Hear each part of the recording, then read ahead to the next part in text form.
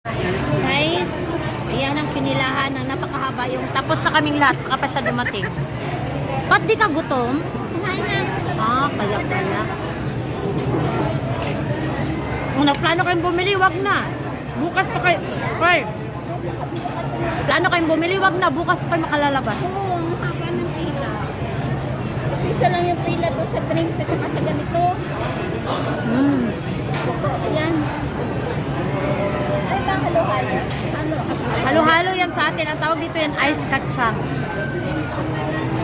This is called ice kachang, guys. Pero sa Pilipinas, halo-halo. Pero yung pangit man dito kasi hindi masarap. No? Bang nilagyan lang yan ng ano, di ba? Mga Yung syrup-syrup.